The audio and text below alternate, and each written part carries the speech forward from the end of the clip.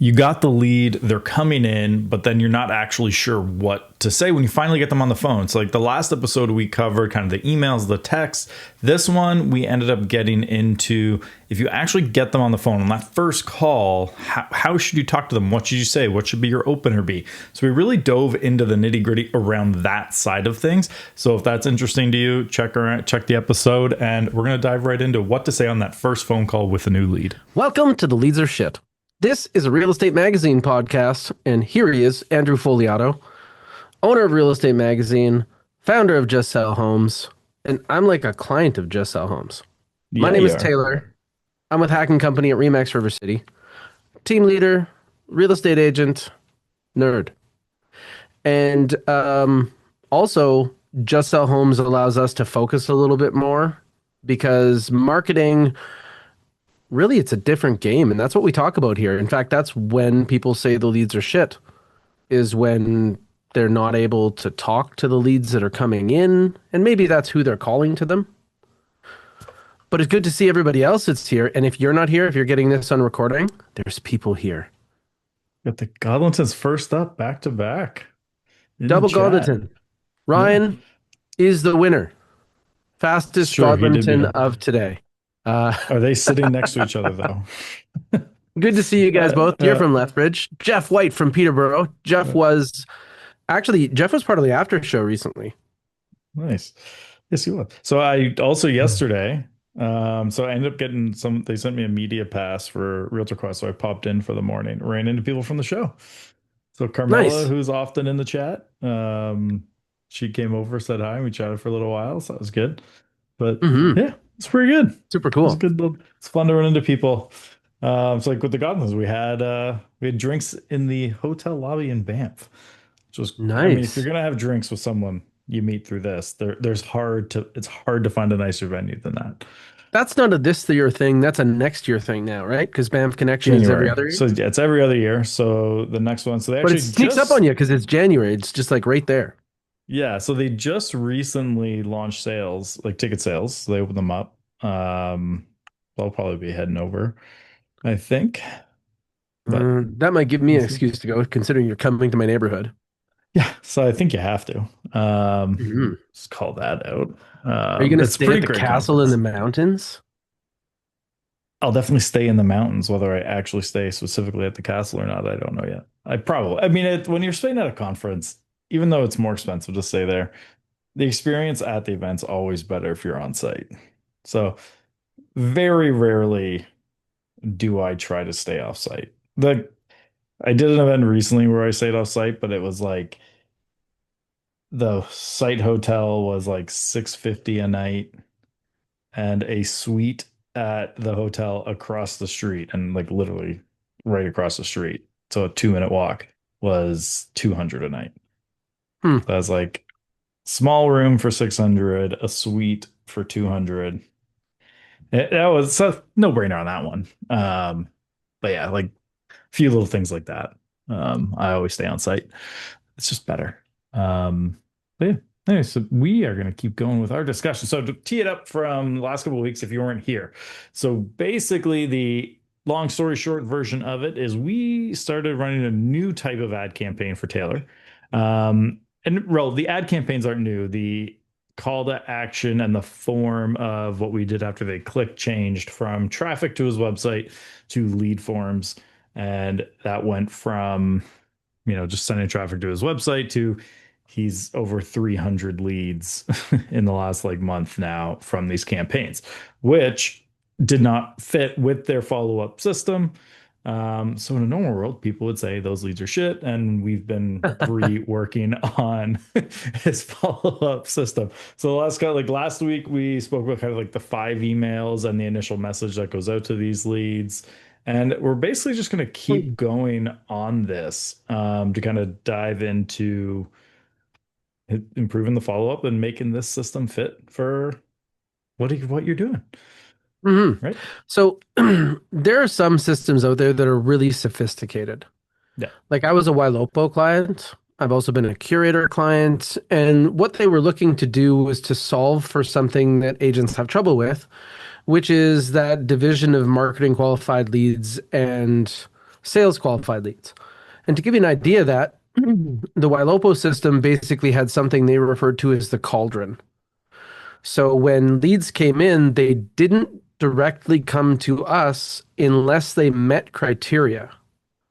And some of the methods that they used was when they were searching through properties on our website, it would be tracking that and it would depend on time on site, what they were clicking on. Sometimes they ask about things like, are you pre approved? Will appear as a single question that's a click in between properties. Yeah. So then you find out if somebody was pre approved. Maybe they start to declare their timeline. They want to be in their new house by 60 days. They kind of built that in. So then the lead would drop after that filter setup. But that was because we were using property searches, IDX, as almost like our bait. Yeah. So this time we're actually using different bait. So we're doing coming soon marketing. So we're talking about a house that they cannot find in places like realtor.ca. You know, from a seller perspective, sellers want us to get the most money. And by having a way that people can get excited beforehand is a good way to do that. And then also, we meet prepared buyers when we market properties. We also meet unprepared buyers. And part of the value they get from our team is we have teammates here to help unprepared buyers overcome those obstacles. They got a house to sell, we'll evaluate it. They need a mortgage, let us introduce you to some lenders. There's a few things there that are on that side. So that's where this stuff is coming in. But the way that these things appear, it's kind of tricky. Like to give you an idea of how the competition started, well, you know, maybe Jeff was in my neighborhood and he had a brand new listing. Yeah. And it was right after I listed a house. So now I noticed that people are going to see his house way at the beginning of real estate when we had telephones tied to the wall. And so, in order to try to get traffic from his new listing, I would have an open house on the weekend when he's more likely to have people coming by. And so I can kind of sift off of that. So, see how we're Yeah. fighting each other to get first? Well, then it was about advertising, getting them on the phone. And then when the internet came, it became faster than that. And now you can either try to solve for lead quality by asking more questions, but you will often filter out people that would work with you anyway.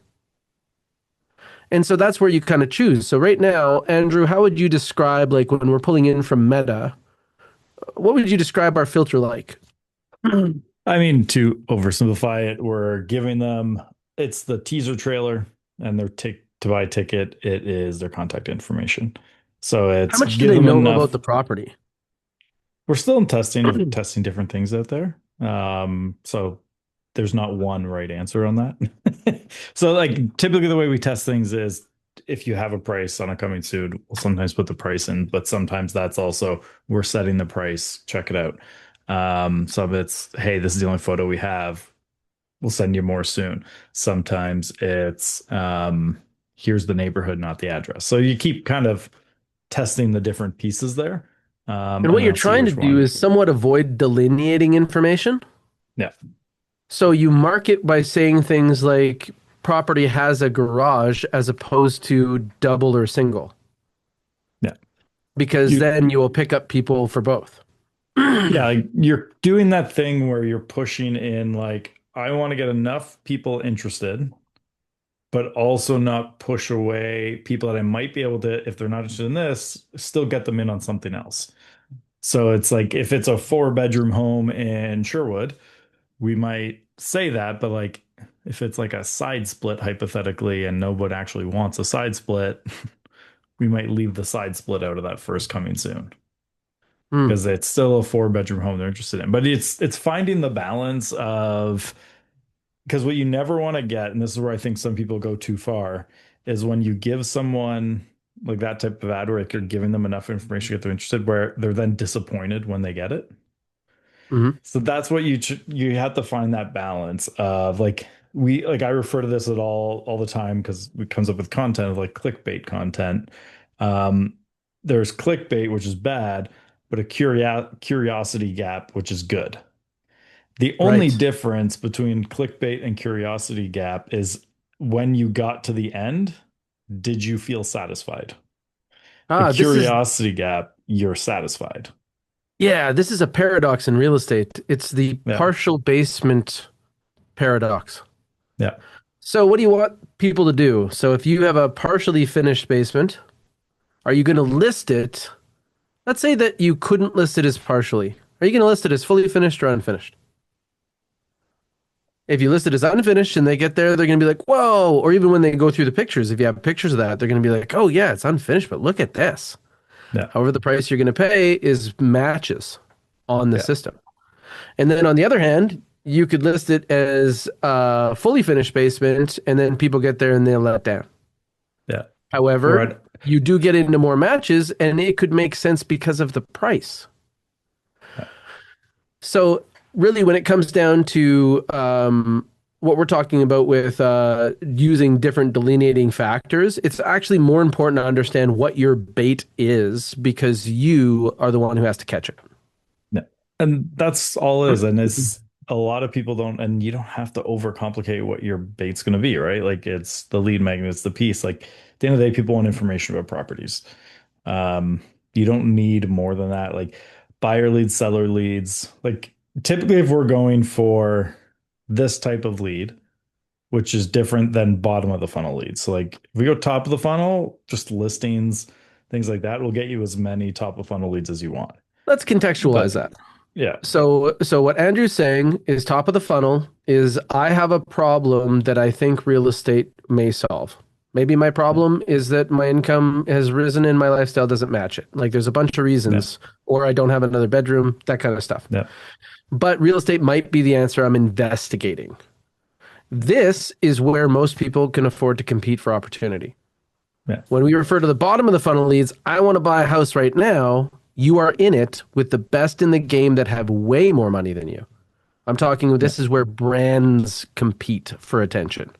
And it's even a little bit past like I want to buy a house right now. It's like bottom of the funnel, I even look at it as I want to hire an agent to do that, right? Like it's I the true really wish bottom it of was the funnel. like that. Yeah, but so there are like actually I But was most people are looking for a property. Like that's why we property market. Because if they were looking for yeah. agents, like, man, we're the top highest So rated there and are, reviewed. I'll give you a good example of this, and it's actually one that we might be worth testing out. So a client sent me something recently. I won't name the specific company they're using, but they were using this company that would basically send referrals, and they charged a higher than normal referral fee on their leads. And they would send like they were going to get 70 deals this year referred by this company. And based on like their average commission in the area that they were charging and the amount they had to pay, they were sending eight to $9,000 per transaction that this company got. Wow. And you do the math, like they were somewhere between this year, they're going to pay them 500 to 750,000 in referral fee over. Except the problem is half the people were already in their database. But Yeah, but because they they would hadn't have signed, they still had to pay it over. So there's a couple things here. And half the people they talked to at the meetings said, oh, we were going to reach out to you anyways. But then this company, harsh. we came through, like we just happened to be clicking on and found this and then it sent. But because it logged in their database, they still do it. And so then they're like, can you look into this and just see what's going on here? Like, is there a way, like for people that are in our database already, maybe we can find a way to have them bypass or like how can we do that? So I looked Well, at this can be literally the problem with lead generators, right? all they're Because they're doing basically data brokers. is very, very simple is they're spending a ton of money on Google ads to for terms for like best realtor in Edmonton, best agent in Edmonton. And But who then you get when you have those ads is you get, I'm the third time trying to sell my house. yeah, You like, or I've had a really bad experience. Like that's yeah, normally who is looking for an agent. And when you put it on a big pie, maybe 5%, as yeah, 95% are looking at property, and maybe 15% are looking for property. yeah. But it's an interesting one for you us to test with you of so what this company does when you could click on the ad is it goes to a page, asks you about five questions, and then does like one of those fake, we're analyzing who your best fit is, and then gives you four different agents in the area. And it doesn't matter which one you go with, they're going to get their percentage on it. Right. And it's like, so we were looking at what if for this client, we just use AI to create the same type of calculator flow. It does the analysis and then just sends it to them only. So instead, it's just like, instead of saying, here's four people to call, it's like, we've analyzed your situation. Here's the best agent for you to call. There could be an interesting one to test Mhm. for you that way of just, is there good leads that can come from that for you? It'd be an interesting one. And it wouldn't be hard to spin up. I'm interested. I want to scope this back in though. Yeah. So, as we basically kind of move to the end of that run, what we're talking to people about is really stuff they can do on Meta. Yeah. So you can set it up so that you have coming soon. Most of Canada has like 72 hours where you can do that. The reason for this is because when you take a look at how people in the marketplace value information, do they value new information more than old information? Because coming soon is new of the new, Yeah. right? And it's And then exclusive. do they value exclusive information more than general information? Yes, yes, they do. So because of that, you have like pretty strong attraction. So that's the thing that you want to take a look at with how you're getting this set up. Is do you have something that is worthwhile to respond to? And then are you ready for that response? So Andrew is optimizing all this for me, but even if I were to do like a very low level version of this, I might be able to start getting an understanding of this. So you can go into Meta Business. Some people used to boost ads or Yeah. boost posts. Not really a like a best practice these days. No, I mean, it never has been. So, and I should qualify though. So I always like, I got a lot of traction on posts back in the day. I've never boosted posts because everyone was boosting posts. And what I always say is like, that's also me from a marketing standpoint, taking a bolder position of don't ever do this. The nuance here is don't do it from the boost post button. You do it from the ads manager. The reason for that, which is for all things meta, so anyone who wants to run meta ads, this is just an important thing to know. When you're setting it up, what you tell them that you want matters a lot. Because you can say, I want reach, I want traffic, I want leads, I want whatever it is that you want. If you don't tell them, they don't know who best to serve it to. So, like, if you think of all the data that Facebook has on you and I, they know, like, I'm just going to make this up for a second. Let's say I opt in all the time on leads, on campaigns that I see and buy stuff from ads all the time.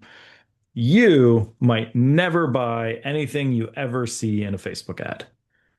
Facebook knows that about us. So if someone says, I want someone to buy my product, they're going to show it to me, not you. But if you watch every video that's ever in your feed and I watch nothing and I want video views, they're going to then show it to you instead of me.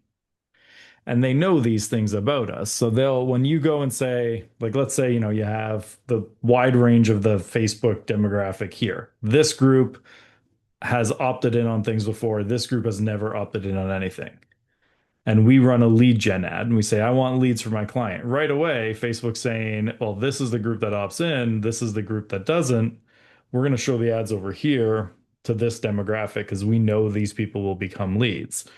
And then it's okay, now based on the targeting you're picking, what's that smaller group that will opt in on the thing they're offering specifically?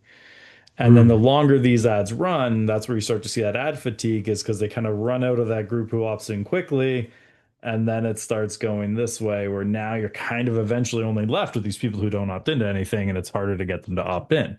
So Hmm. that's kind of oversimplification of it, but that's why you don't boost the post is you have to go and tell Facebook, I want video views or I want leads or I want traffic. I want this specific, I want engagement on a post because people who will click on an article and read them are very different than people who won't click but will engage in the comments. Right. So you could be So it's trying to which do you serve want? menu items to a group that won't ever order from there. Yeah. But when it comes down to once we get past that point to the point where you actually get somebody that clicks, a lot of the time, if you ask for more information, you're going to eliminate opportunity. So they make it really quick in environments like Facebook or where people can log in with Google, where they click, and sometimes they're actually surprised that somebody gets back to them. Yeah. They And thought they were logging in for access.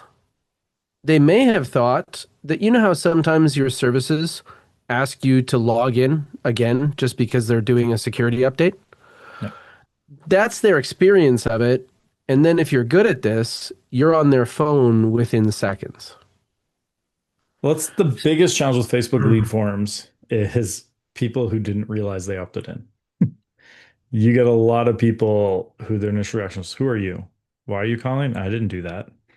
So I think that you should And take that into account. Is like, yeah, first off, they may not know that I'm going to talk to them, right?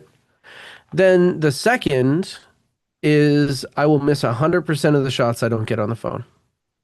yeah. So how do I get them on the phone is going to be a challenge. And then after that, it is what do I want to accomplish? This is my one shot on the phone. So those people that click on these types of ads are not just clicking on your ads. You may think, oh man, I would never call somebody more than once a day. What a psycho. Yeah, you are realtors in their mind, and they're going to get 17 calls today. So you can either be in it to win it or don't do this. Not for you, right? Let's see, get There's them. going to be you can get less frequent opportunities that will be what we call warmer opportunities. However, think about the value of developing these skills. The conversion of text to phone. Can you say something interesting enough by text that they would want to talk to you? Do you understand enough about deal knowledge to make a micro deal? Can you have something valuable enough that they would willingly exchange for their contact information or willingly exchange for their time? And if you're not looking at it that way, then that's a really hard drive because this is empathy. And in some cases it's tactical empathy. But the truth is that I know that when they end up with any other real estate agent, probably not going to be as good as I am. Yeah. I can back that up. So I'm trying to save them from that experience. I truly am trying to save them from a 3-star experience in real estate. I know how to deliver fives. I come with receipts. Yeah. So now with that intensity, how do you save these people? What can you say by text that will get them on the phone? Because that is a higher likelihood for success than straight to the phone. So, and back up for people to remind them, because we didn't talk about this at the beginning, we are going over. What is your current process that before we started working on it, when these leads come in? Our current process was to text to call. Yeah. And what were the connection rate on that? Do you know roughly? Really low. Yeah. So this is for there's always excuses. Yeah. And that's what you have and you don't have results. So right now, Andrew is saying, what were your results? And I say, I don't have any, right? Yeah. But Well, we would know there you weren't like much to on the hear some conversion side. excuses? Yeah. And basically, my challenges is I don't field these leads. Yeah. For me, I have people that want to talk to me. One of the things that we successfully did was position me for artificial intelligence. The people that use AI, they're looking for a realtor, and they're my people because I can answer their questions. And that's kind of, they seem to be a really good fit for me. Yeah. So also, I have a whole bunch of past clients and they have friends and I get referrals. So a lot of my time is busy and internal marketing is part of that. Yeah. But now what we're trying to do is create opportunities for our teammates through property. So when we develop this type of opportunity, we have to go through a training process to help it on the other side. With Brianna, in her first 9 months, I think she did 37 transactions. It's a good So yeah, first. she wasn't really super available for real tight lead response. Fair. And then we also brought in Jeremy, and his lead response is pretty good. However, the sales experience he had in the past didn't really adequately prepare him for this. And that's No, because a lot of people only have sales experiences in positions where the people are coming into the doorway of somewhere, like a store. And so in that case, we need to have a better situation. Like imagine that when you walk down the mall, you didn't walk into the stores unless a salesperson came and got you. no.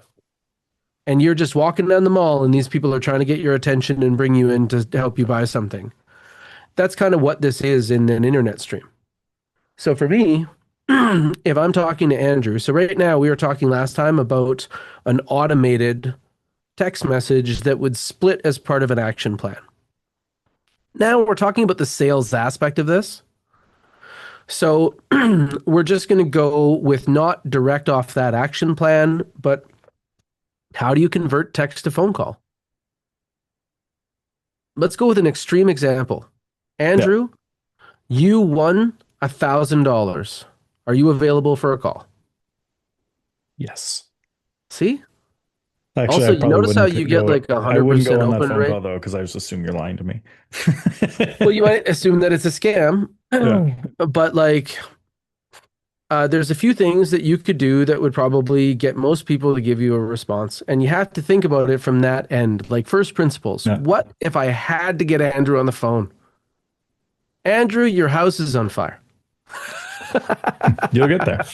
But this is also part which I think I'm always going is like I have worked with clients and done similar to myself where do you need them on the phone? Like have you never gone and met clients at a party you've never spoken to them on the phone before? Never. Really? Not Yep. once. I've had clients who have even had like BRAs signed and they have never once actually spoken on the phone or met in person yet. It was entirely Instagram DMs and text messages. Love it. Like it's slower, but it meets them on their time. Oh, I can So understand why you would do that. Here's my yeah, argument. We are meeting strangers as part of the public, and it's yeah, not safe. yeah. Which is normally the easiest way to be do a quick phone call is literally saying like calling out the safety angle. Like, listen, I don't know We don't you. We actually have can, anybody who says, no, I just want you to meet me at the property. yeah, This is not an objection for us. yeah, that works out then. So But we've when had somebody clients is who, like, hey, how can I see that property? yeah, Normally we would respond with, let's check the availability of that property. Is now a bad time for a call, yeah.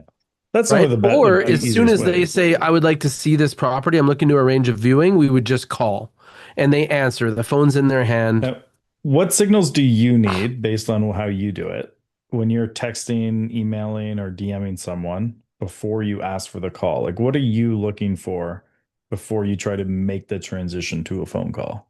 I really truly believe I miss 100% of opportunities I don't get to a phone call. So for me, I am looking for the earliest point where I can see a probability of Them positive accepting. result. Yeah. So if I'm going back and forth with them in a text message 4 times and I can see the chat bubble, I call. Their So phone's I in their would, hand. They're participating with me right now. Unless they're on the toilet, I'm going to get them.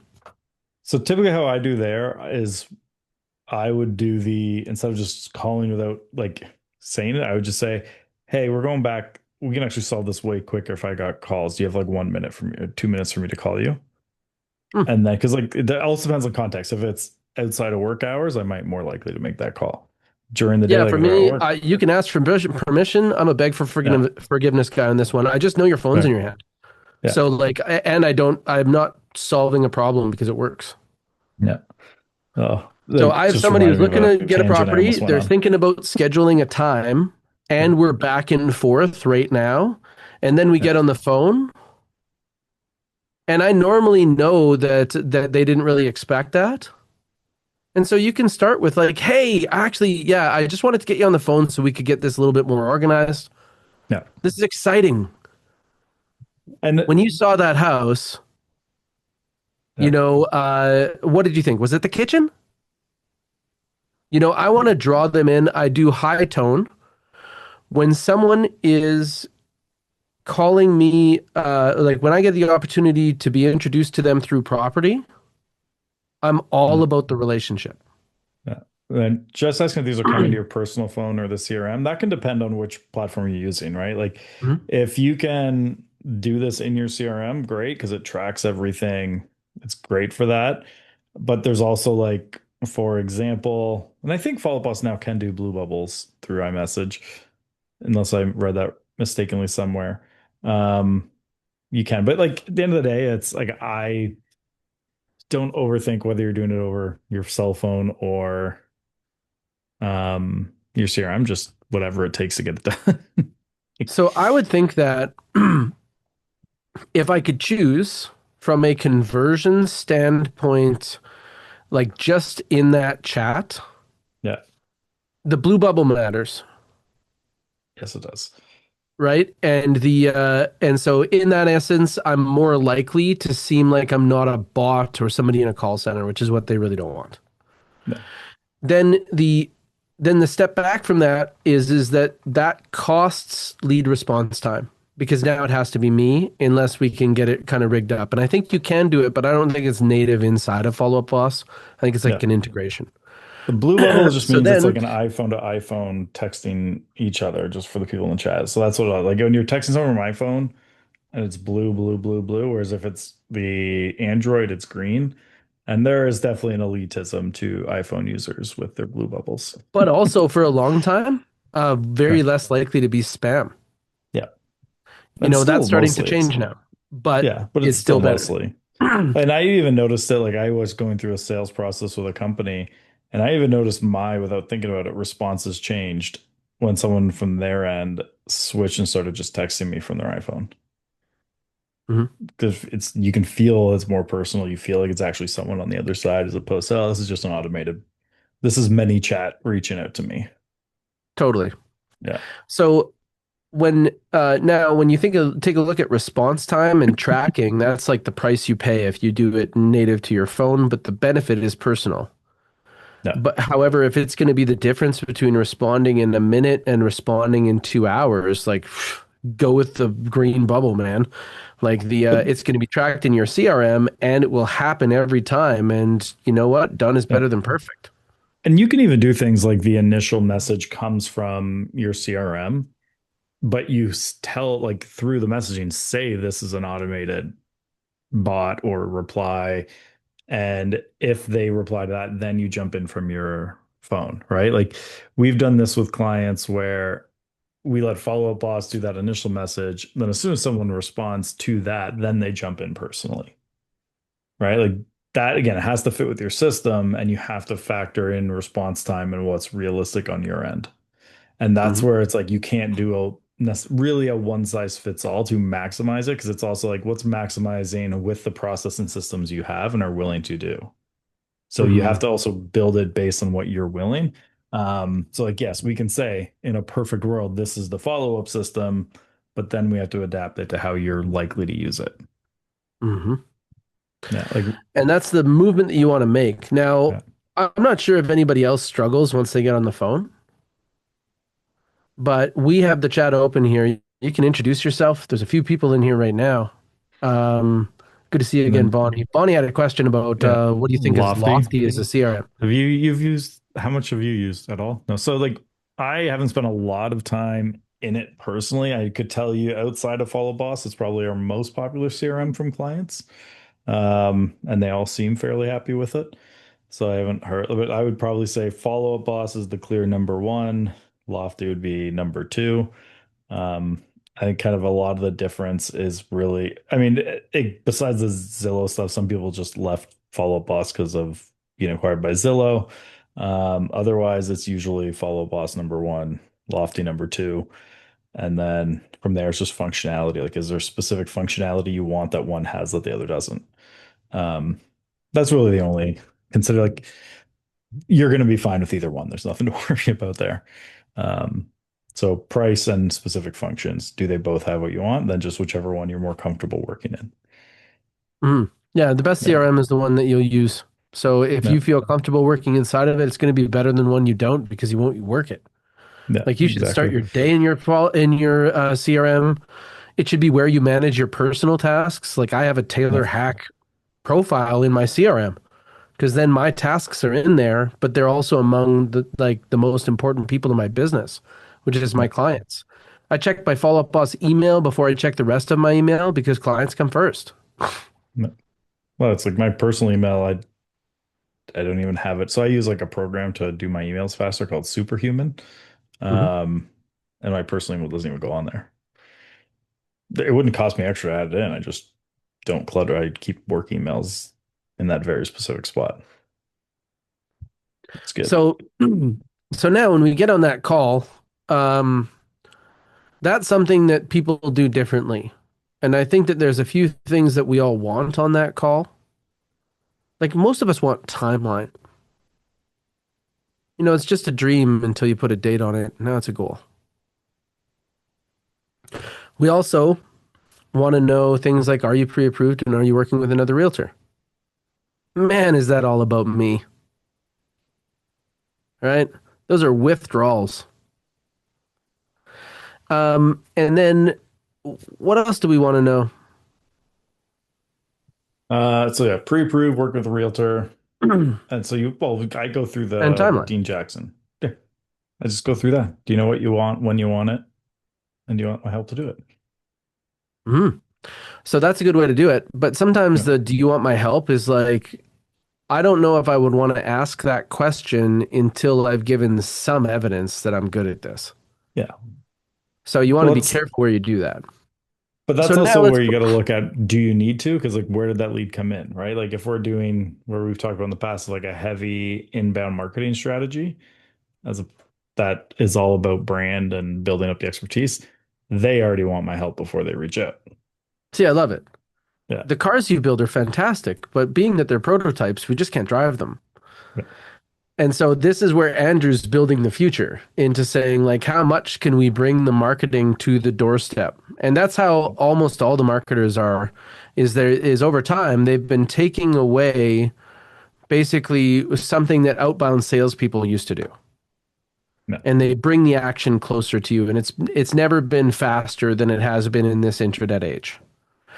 Now, when we take a look at us setting this up on our own on Meta tomorrow, because done is better than perfect, and then eventually evolving towards that, what we need to realize is these people just clicked on something, they kind of know what it is. They're already getting calls from other agents. I'm in a race right now, and one of these other agents is going to take them out of the pond.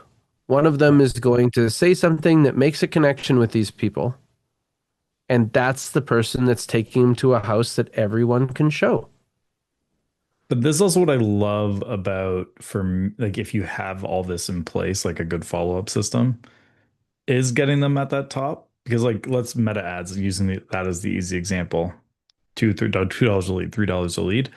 It's not like a Google ad where they see like 8 results, they open 4 of them and opt in on 3 of them. And now it's like speed to lead is the only real differentiator for the most part with those. Basically, you're not next to another realtor. They're not necessarily opting into anyone else. It's just you. So you're getting them cheaper, but they're further out. So Mhm. actually, I meant to text you about this because it was an interesting one. I had a call with Dean Jackson the other day, and we were just shooting the shit and going through stuff. And he had a concept that he works with a client called lead futures. Lead futures. Mhm. So he had a client that was spending $150 for bottom funnel leads. And he could generate them top of funnel leads they weren't real estate, at $3. So his business model for that one was he generated leads at 3, sold them when they're generated for $15 to the client, but they didn't get the lead. They got the right to buy the lead when they're ready to buy at $75 later. So they're paying He was selling 15 lead today. futures. Yeah, so he's paying $15 today for the right to buy it at 75, but then he took on the burden of nurturing that top of funnel lead at $3 until they're ready, and then he'd sell them at 75 when they're ready down the road. What a great But structure. you paid him 15 up front, and so his cost of acquisition was completely covered. And I was like, oh, that's so smart. Hmm. It's it's a tough one to pitch someone on, but if you can make it work, but Well, what agents really want is appointments, right? Yeah. At the But end the of the day, that's cost of it. appointments is not something that they want to spend Yeah. because, like, really, like, what is the value of an appointment with someone who is going to buy or sell in the next 90 days? Like, Zillow defined the market at 35%. Yeah. So now that we all agree that we don't want to do that, let's learn how to do this. Yeah. So Well, it's once like you get an referrals are the most inquiry, expensive. how are Like your turnaround? So how do you yeah. measure your conversion? So I know that you want to drive us back into the marketing space, Yeah. but let's come this way a little bit. Let's Yeah. get on the phone and say, like, don't do what Andrew's talking about if you cannot close on the phone. Yeah. Yeah. If you Andrew's can't close on talking the about phone, saying, well, what if you just close without a phone call? Text is like 3% of your available communication. yeah. So we really want to move into a place where you have a better bridge for communication to travel on because Yeah. relationships are the bridges that communication travels on. Yeah. And so how can I make a relationship with this person in a single phone call, And right? this is also it's just I always think about this too, is like when I talk about like building a funnel that has no calls in it, as an example. And we've had episodes about that like over a year ago where we're like, what would that look like? You only want to work towards that if you hate phone calls, right? Yes, and this Like, is also something yeah, that, like, if we could build this tomorrow, like, it would be yeah, incredibly valuable. So these are yes, things that you want to use as concepts, just like when I was talking about, like, hey, if you promise somebody $1,000, would they answer the phone? Start in this first principles place, and that's actually where Andrew and I like to play. So this is a total normal conversation for us, yeah, and I'm trying to drive into something where we'll talk about that structure of the first phone call because I think most people are screwing it up. yeah. I'd probably, I mean, I was terrible at it. I was probably, when you look at like a textbook, when I was doing sales and generating leads, I was probably the worst offender of this guy sucks at selling leads. Okay, Like, so then this probably runs into my yeah, court. So what do you yeah, want oh to yeah. know from somebody who's done thousands and thousands and thousands of cold calls? So I go back to I'll go because I know a lot more, especially after doing the show with you for so long. We'll go back to myself back then. So when I'd get a new lead in, my approach at the time, which was get them on the phone quickly because I heard speed to lead. Back then, speed to lead was 30 minutes, not 5 seconds. I'd get on the phone, introduce myself, ask if it was a good time to chat, and then I would start going. Like actually the best example of this was actually an email, not a phone call. And I've told this story before. I got my first lead ever, my first Mhm. online direct response marketing lead. And I was like, hi, thanks so much for reaching out about the list of homes. I've included that below, and then I can actually make this a little bit more custom for you. So here's the information I would need from you to give you a custom list. If I am going to send this to you, you do need to understand that this doesn't create a implied agency relationship, and that kind of then we get into in Ontario at the time they called it customer versus client. So then I had to explain So this was a agency. very This is the informative first, phone they call. have never, no, this was the first email before that phone call even happened. Oh yeah. They ended up getting almost a 500 word email from me that went from thank you for opting into your list of homes to explaining how the intricacies of representation in real estate could work. Excellent. That was obviously I never heard back from them. Uh, But let's talk about so, those phone calls. yeah, So, like, when you talk to somebody on a phone, when it was in this type of arrangement, yeah. you got a name and number and you called them. What was that like? So I would the your classic one where I would never qualify anything with them. I would just see if they were interested, and then I would go straight. Like I very vividly remember one who opted in to find out what their home was worth. And I called and I was like, so you want to find out here? So I was like, oh, hi, is this Tammy or whatever her name was? I think it might have been Tammy. Because I remember it vividly because of how after I walked away, I was like, oh, that was bad. Um, I was like, this is Tammy. She picked up. She's like, yes, this is Tammy. I was like, you opted in to find out what your home was worth. She was like, yes. And I was like, great. What's your address? And like just that, she told me the address. And you're like, oh, that's actually just right around the corner from me. I was like, I can swing by now if you want, if you're home. She's like, sure. Turns out Impressive. they were not selling. They had just finished a big renovation and wanted to know how much they increased the value of their home. Had no interest in ever selling that house. And I ended up killing an hour and a half of my prospecting time that I had that day. And I was like, if I had just asked the next question, so are you planning to move? I would not have had to go to their house. Totally. But like And that's so, where I was really bad. so a lot of people would still consider that a pretty positive result. You met somebody with a nice house in your neighborhood that had renovated, you I know? had no intention of ever moving. Right? And if they wanted to keep going with that, then what you could do is essentially give them an evaluation, Yeah. talk to them a little bit about that. And once you've done something for them, you could ask them if there's anybody else that's thinking about loving it or listing it. Did you introduce anybody else to your designer? You can Yeah. work whatever lead you have as an opportunity, but Yeah. that's not what we're I dialing didn't do into that here. back then. So let's break that down a little bit more. Yeah. So what Andrew said is that he did not qualify. Yeah. And so normally I see it as a greeting is the first part. So the greeting is something that you can see in the things around you. So when you walk into a store, have you ever walked into a store and the salespeople or the staff sees you but doesn't acknowledge you? It's kind of a weird feeling. Yep. And then the most common in like a retail environment is, hey, do you need help finding anything? Nope. Okay. Just looking. That I think is there now or not now, Which is right? the easiest reframe.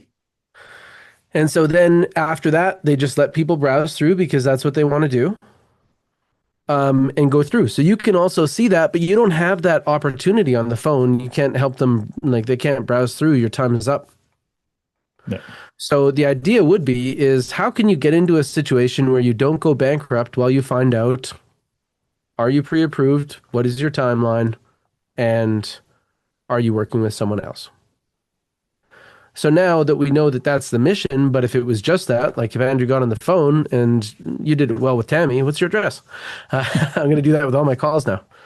Let's start with your address. We're doing. Uh, Yeah. Let's go straight to it. They like to the this is point. actually a good point because when Yeah. you're taking a look at how invasive you want to be, Yeah. location is normally the easiest thing for people to talk about. So, however, price is a hot point.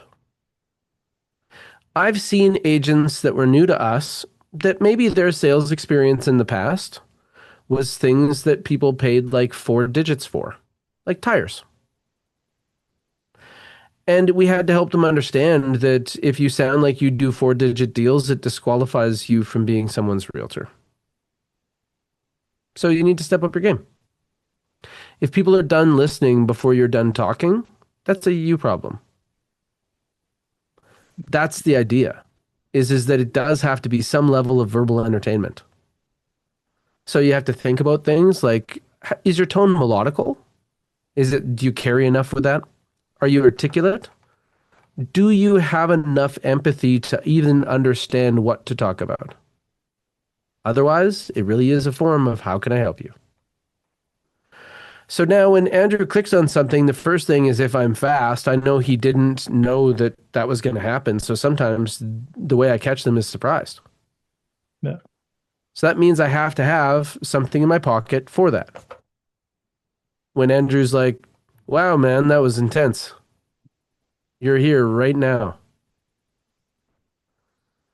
I can say something like, yeah, I understand how that might look, but if we had your house for sale, how would you feel about this quality of response? This So is see how also I where had something knowing ready? your I've done this well with if I if I know the age of the person opting in and demographic and it's someone I know who watched like Friends, the show Friends. There's a joke in that show about it. It's good that speed impresses you. Um, it's a great line. Tough to get that It's on your real first open. hilarious. So you want to Yeah, have a pocket where you're yeah, going, but that could be in your demographic. So yeah, then the other thing is what is your general greeting? Like a lot of times you want to acknowledge why you've contacted them. yeah. But here's the worst mistake I see. Hey Andrew, how you doing today? That's probably mine. I probably did that just as often. Oh, who do Yeah. you want? Like, do you want to answer that question to a stranger? I don't even want to answer to anybody. No, the thing they need in the first breath is who the hell are you and why Yeah. the hell are you calling me? Yeah, I use so like what I ended up switching to is the Phil Jones one. How he frames which is you polite greeting, mutually agreeable fact, easy to answer question. So it's the hey, this is Andrew Foliato from Just Sell Homes calling. Saw you opted in to get more information about running Facebook ads with us. Um, have you ever run any Facebook ads before? Right? Like just a really simple to the point So thing. give that to me in real estate. Hey, this is Andrew Foliato from Remax. Um, well, I haven't done this one in so long. I had just a homegrown thought. Hey, this is Andrew Foliato from Remax River City, because I'm at your brokerage now. So we'll go with that. I saw you're looking at 123 Main Street on my website. Were you able to get all the details you wanted from it? So now what was the format, the template for that again? So it's polite greeting, Hmm? mutually agreeable fact, easy to answer question. I And it like just that. works. It's very simple. It's just a, hey, this is Andrew. I'm with X team name, brokerage name, however works better. So like for you, it might be, hey, this is Taylor with Hack and Co. Um, and that's where like I tested it. This is for me selling when I tested because when I was selling was newer. I did not have a brand name. No one knew who I was. So when I was selling then, I was saying because I was a Remax agent, I was using the Remax name a lot more because that had that instant kind of people would recognize it. So if I was with any of the big brands, I might instead of saying like Hack and Co. Now you're getting to that point where like you do enough business, your signs are out there enough that you'd have that recognizability a little bit more. I Where really don't look at it like that. Like, yeah, um, so for me, I really look at it from their perspective. yeah, So the thing that I like about my brand is when I say the name, nobody asks what I do anymore. I don't have to explain it. yeah, Like I know that there was some fighters that used to fight for different brands than UFC. Like there was like Strike Force. yeah, And then if they ever said, "Oh, I'm a mixed martial artist with Strike Force," the next thing they'd have to say is it's like UFC. yeah. Those are the best And ones. so I really like that. So I Yeah, hit that with like Taylor from Remax because it's super fast. Hey Andrew, it's Taylor yeah, from Remax. yeah, And then I do the same thing. A mutually agreed upon fact is a neat way to put it. But the that property on Facebook, because that's normally where they're coming, but it could be Instagram. So if Facebook or Instagram, that property on social yeah. isn't You, on you can just say realtor.ca online. until Thursday. But I have more information. Was there something you couldn't see in the pictures?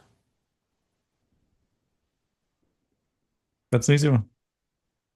So what I get out of that is for them to think about that house, and at that point they often admit that they have clicked on many things. Which one was that? Actually, you know what? I have a list of a few properties that aren't on the market right now. What are you looking for? Like what part of town? So immediately I switch it around, right? Because I don't just have this property. I do sign listings well in advance. I've always got a few that aren't yet on the market. I actually always know a few people that would sell their property if they had the right offer in front of them. Yeah, So for me, I want to talk to them about what they're looking for. Just like when somebody says, "Well, how's the market?" I'd be like, "Well, it really depends on what you're trying to do." yeah. Well, the it And depends is so, that easiest one to kind of get the conversation going because then it opens up to you asking questions about them and then shows you're an expert. mhm. So then they're going to zero in on something maybe they think they saw or something they want. Well, Yeah, sometimes they give an objection. I was just browsing. Oh, okay. So if you found a great property, you wouldn't want to go see it.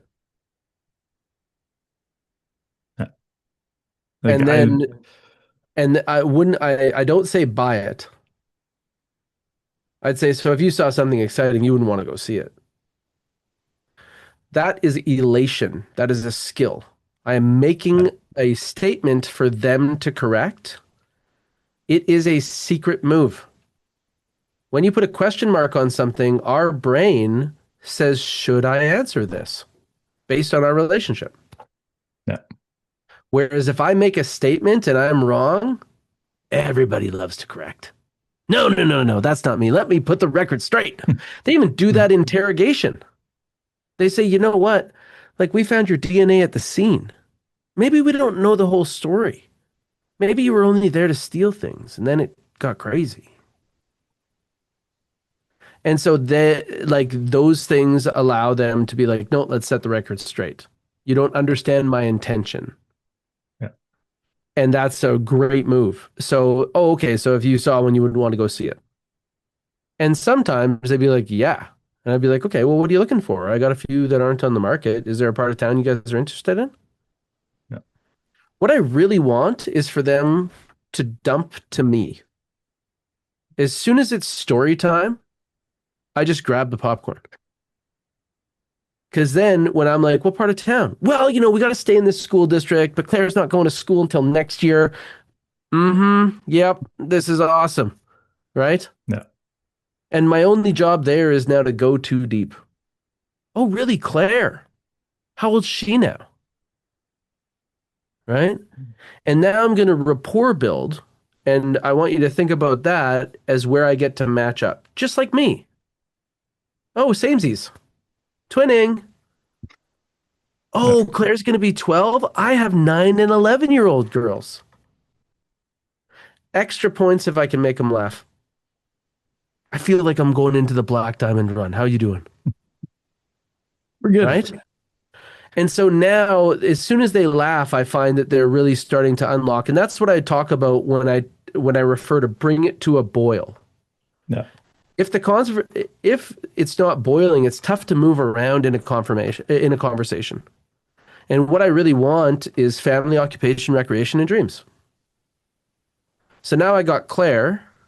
I mentioned I have 2 kids. Now that's going to pivot to how many kids. Then I'm going to go into the past a little bit. Oh, wow. So you guys have been married a long time. Where did you guys meet? Oh, we met out of town. Oh, you're from Saskatchewan? I'm from Saskatchewan. Samesies, right? No. I know you. I get you. That's like really what we're shooting for. And sometimes it's like I'm talking to somebody who's in their like late 60s. And I'm like, man, my kids are only 9 and 11. You remember what it was like then? And then we talk about it. No. And that's something that then they start to associate me with their own kids and talking about their grandkids. And that's how I fit into like their tribe. I'm really just trying to get drafted on the team. And most people measure relationships by how much you know about each other. Like you probably know what your best friend's first car was. I know If you're when a they dude, if crashed you're a it. girl, you know what her first kiss was, but most dudes don't talk about Couldn't tell you. that. So then, now that we get it in a boil and I can kind of hop around, they're going to start telling me storyline and why they're moving, what the driver is. Yeah. A lot of the times I'm talking to families that are moving up. So they're trying to get into the school zone. This is taking place. Something has changed in their life. And now for me, because it's so specific, I already know the timeline is near. So Yeah. this person went from just browsing to like now they're a contender. I don't if they're my ideal client profile, I'm actually not raising fences like are you pre-approved? Yeah. I'm So this is the literally biggest trying to change for me. close the moment together. Yeah. Like the biggest shift for me when I got better on the phone was literally just that switch to asking a lot of questions. Like that was the I never it was one of the no one ever I never had to do sales in my life. I never did it. Well, And this is positioning. All yeah. the questions are positioning. So Yeah. imagine that like every time you get a successful question that they experience as a deposit, not a withdrawal. Like if Yeah. they're talking fun about their kids, that's a deposit. Yeah. If they're sharing their experience. But if you're looking to be like, answer my list. Yeah. So then in there, once they reveal what they need, that's the pitch. Yeah. Oh man, we're looking around in this school zone. and we're moving up and because of our daughter and we got these other kids and I'm gathering all this information and this is great. Now I feel like I'm part of the family. Yeah, Oh, okay, exactly. right. Yeah, yeah. And Uncle Reg is going to help you move. Okay, got it. Yeah. And then I can see that because it's school zone related, the mission is for September. Like we're in May right now. Like I get it. And so now I'm going to start to reframe that. Oh, okay. So then the idea is like, what the hell do we do now? Because there's not any properties on the market where you want to live, and we got to get there before Claire starts in September. And they're like, yeah. And I'm like, Then you're that's problem awesome. solving with them. You're on the team. Well, now I get to pitch. Yeah. That's awesome because you're looking right now at a snapshot of what's on the shelf. But I can actually show you the history of real estate so we could tell you if the type of property you're looking for is going to show up there like once a week. Like if it's once a week, we should wait for the right kitchen. Yeah. But what if it's once every 4 months? Start the car, right? Get your offer ready, get in order. You got to be Yeah. ready to So, jump. so, so do you like, this is normally how we help people is that it sounds like you need to understand what it would be like to get into that new house only having to move once and kind of knowing what this other place is sold for. That's tied in here, right? You want to know what that one sells for before the new one? Yeah. Okay, great. So like I could see you tomorrow at 4 or Saturday at 3. What's better for you? Let's go Saturday at 3. Do you know who we should bring back? Anthony Brown. He's the best for you guys kill it on the role play. Yeah, I That'd be a like role playing good with Anthony.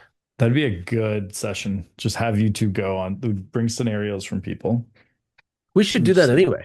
We're going to go yeah. to the after show, and if you want to hang out with us, put some objections that you've heard in the chat, and we'll do a little bit Yeah. of overcoming objections unless somebody has a specific challenge. Yeah. So if you're watching the replay, you have to come live because we're about to go even more in depth and do this even better. Like you're actually going to miss the best part. I haven't even filmed it yet, and I can already tell you the best part's coming up in the next 15 to 30 minutes, but you don't get to see it because you're not here live. So see you next week if you're watching the recording. Yeah, and the rest of you guys, let's go.